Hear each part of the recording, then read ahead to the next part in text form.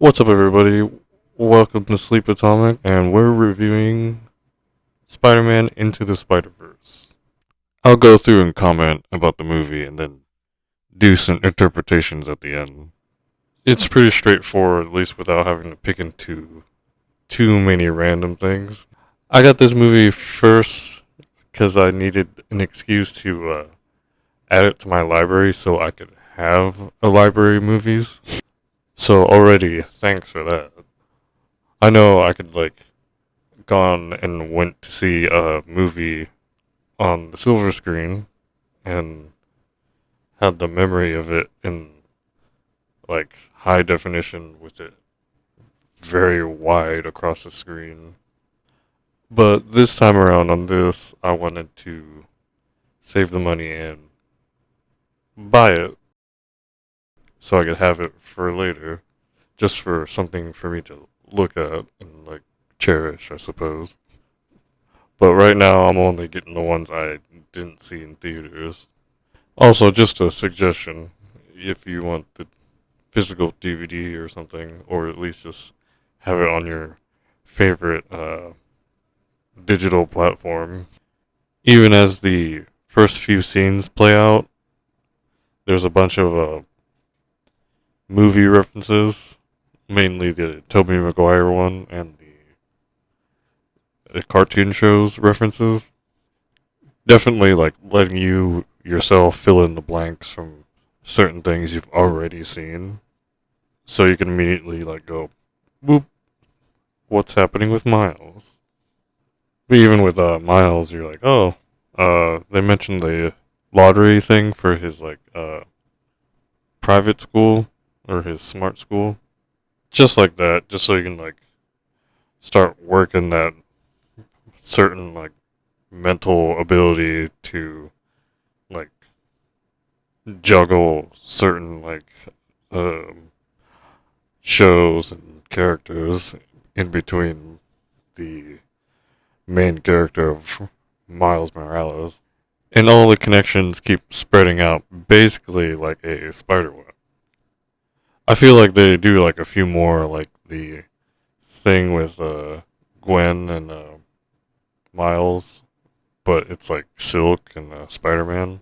But I like it when he's at the school. He does that thing where he's just now noticing people noticing him, and it kind of sounds like they're all talking about him. At least in real life, it's just kind of you're only paying attention to certain words, and it's just so funny to watch sometimes. Not when it's disastrous. I'll try to interrupt and draw attention away, but after he messes up Gwen's hair, and he's like, "Oh man, oh, oh they all know, oh no," and then his mind starts doing everything it can. It's like, "Oh, she's tall," "Oh, why is he looking at me?" Definitely nailed the puberty thing. And then his inner dialogue of him talking to himself in his head, and that whole first scene of finding out that he has certain abilities now. Then you get to see the main plot device with the uh super collider, and you get to see Green Goblin, the Spider-Man, the blonde Spider-Man, and a very cartoony Kingpin. It's kind of funny, but it kind of fits too because later he's pretty strong. Even though it's supposed to be imposing, it's the last thing you'll say about it. Then, of course, you see Prowler, and then there's the Donald Glover community episode on his TV from earlier. You'll hear a lot of stories, but for some reason, Donald Glover's mixed in there too. Maybe it was a rumor and now it wasn't, but I won't get too much into that. But then there's the first fight scene and the first chase. But somewhere in there, you get the torch pass to Miles, more or less, in the way of a USB. But then like even the reaction after this is like feels more normal than like most. It's like, oh yeah, sure, like for sure. Like I wouldn't just like, okay, whatever. I'm gonna make some spider shooters now, or web shooters now in a costume. You know, like when you get powers, like everyone does. But the one thing that they really avoid in the um movie was the training sequence that when like the hero usually trains themselves or like just instantly figures out and his powers like are all on reflex, even the super strength. Like, later he'll like break that rock, and but he's like, "Oh, I'm strong. Like I didn't know it. I was. I guess I'm strong. Right." He gets stripped a few times through the whole movie, and then like a bunch of people at least like push him over or surprise him, even though he's supposed to have the spider sense. It will be 100% like emergency death or harm, but if he's gonna get a bruise or like a bump or something, like it wouldn't matter to the spider sense. It's like barely working. Like whenever he meets the brown-haired Peter Parker, and he's like trying to get away from the police. Like I heard one version of this. The spider sense like helps him like aim a little bit, and he just like gets stuck onto the train car. He's like just abusing the other Spider-Man. He's like riding his back and like holding onto his wrist, trying to like aim it and like make it work. And then before we know it, after like them eating and like full on like trying to converse with each other and like interact. They meet the Otto Octavius or the Olivia Octavius or Liv, and she's working at Alchemax because I'm sure at this point, I guess it would be kind of weird if all the Spider people went to Oscorp to go bother them or whatever. But then we finally get a Spider Woman or Ghost Spider, not referred to in this movie, but whatever they're calling her eventually. I noticed like certain people were like kind of confused if they like only watch the visual stuff. It's like, why is this person just a spider and then Gwen? Like, just a little bit of that audience confusion thing. But after her origin spiel, like hers says Spider Gwen still, but she calls herself Spider Woman. The emphasis on what she's being called is mainly for me, just so I remember it correctly. But also during the tussle with Doc or Liv Miss Octopus, just so you know it's a lady. Miles figures out he can turn invisible on top of the Venom Blast, a shocking thing, and finally gets to use a web shooter. But the old Peter Parker is just like expecting him to just figure it out, or like he can like speed explain stuff. Like he apparently can just remember a really like complicated password pretty quick. But eventually they get away from with the computer, I think. Yeah, and Doc Ock's computer, and they go to see the only Aunt May they can get access to, but she's just like pretty much just goaltending like the perfect Peter Parker according to the old Peter Parker's flashback and stuff. He has like a layer and it's like underground and there's like an elevator to it, so you know it's like a layer. You get to see a few spider suits. Then we're introduced to Penny Parker, Spider Ham, and Spider Man Noir. with three respective origin stories to add to the origin comic book pile, making a total of six origin stories and seven Spider People. At least if you count Blondie. But I guess pretty much Aunt May's being the Charlie to these angels or spider angels or whatever. Meanwhile, we get to the main highlights of Miles and Prowler or Aaron Davis. Even after the uh, main fight later, the most of the other characters like don't get too much of a action. They're more there for their character. I like how the Spider-Man Noir is like, I'm the Noir one. So he's like really enamored with this Rubik's Cube he found. Which sounds like a really funny joke because like it's actually black and white, like where he's from. He never takes off his mask, so I don't know if he's like actually gray or black or white.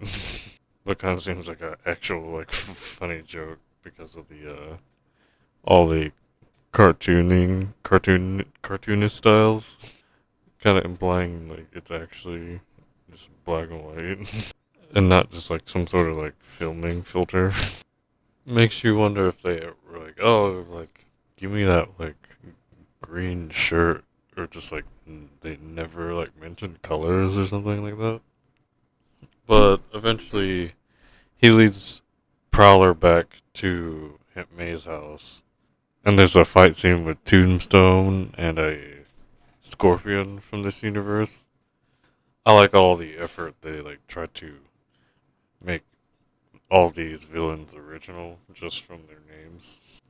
Even Liv's or Doctor Octavius, it's like forearms on her back is like kind of like more jelly, kind of trying to make that slimy like octopus look. But eventually, uh, Kingpin makes Prowler like regret not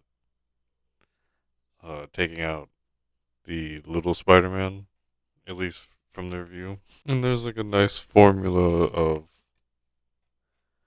the Spider-Man treatment. So he's got his Uncle Ben moment, and now we get the suit up scene with the stuff from Aunt May, and it's mixed in with his learning his powers moments. He tases the webbing that the oldest Peter Parker and Spider Man webs him up in, so he doesn't follow him to take out the collider, because he couldn't do any of his like spider stuff on command. Presumably, if he had control of his super strength, he would be able to rip out of it at least. But I guess it's probably more prominent of them to have the Venom Blast thing be how he gets out, because that's unique to him. I mean, the clothes and the rest of this is pretty much on brand without like continuing to just repeat what's happening in the movie. And then just the suit, even after the hoodie and all that stuff comes off. But it's nice that they have more than the with great power with comes great responsibility thing. They have like the it's a leap of faith thing every now and then. Kind of like literally when he's like jumping out of the skyscraper, pretty much. Just because I say that because he takes some glass with him, but I guess the whole movie, like he was taking some ceiling with him or like some wall. I feel like there was like an extended scene with there was like a little more like artsy, like glass following him. It might have been from the one of the trailers, but I thought I had seen a whole like thing where like this kind of like imagery with the glass following him, kind of alluding to walking on a um, eggshells. But then after all the cool parts, and then kind of like the drift that the Miles' dad thought was there because he was like not doing what he usually does with him, and his dad being a little humbled by the whole like maybe like seeing like whatever the super collider was doing, which was a pretty cool effect too, because I like the little like dot things that's like black in the middle and there's like a bunch of colors. Then it closes out with his origin story to get the seventh one, and then more awesome soundtrack. Even though it's like the same kind of formula, it's like a nice change of pace. Seeing that part with his dad, it was vastly different with the uncles too, because he still has parents, and I don't know if it's like a cultural difference, but kind of a different uncle. And I guess he still had the aunt experience too, even though it was the blonde Peter Parker's Aunt May. And the guy that was on the computer and then fainted later when he saw like the group of spider people, Genki, it was kind of like not as like friendshipy as like it was like in a few other things. To me, it kind of looked like he's like, oh well, he already saw me, so I might as well just like come clean with it. And it was just like a motion like reveal. He didn't have like a whole. It's a part of a whole montage. It's kind of like the addition to the Peter Parker story. Like he does everything like the abridged version of Peter Parker, or I guess maybe even just like a normal person. Definitely when he like gives up and like it's like Peter's like moment when he like throws away the costume and it's like hanging out of the trash.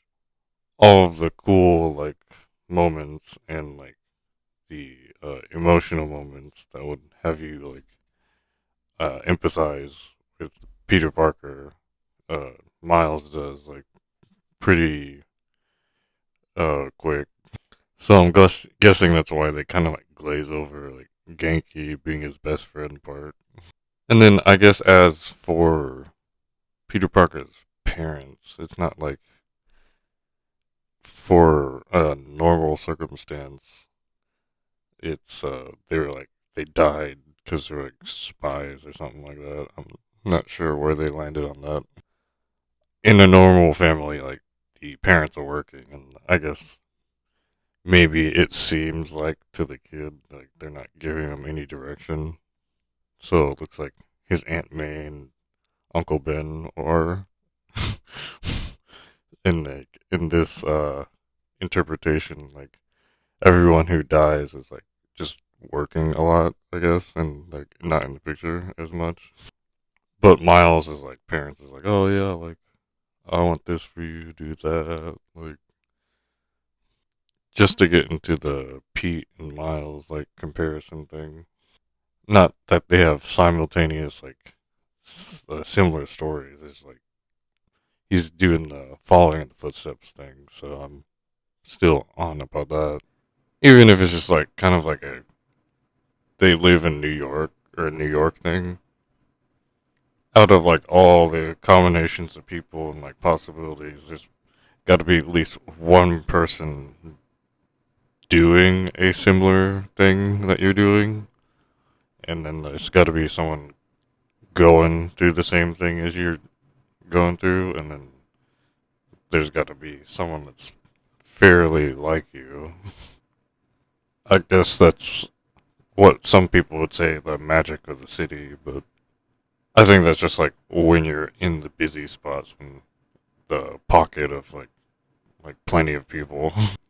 I like it when you're like in a certain place that you think was supposed to be busy, and you're like your first time there, and it's like no one, there's not anyone around because they're at work, and it's like a weekday.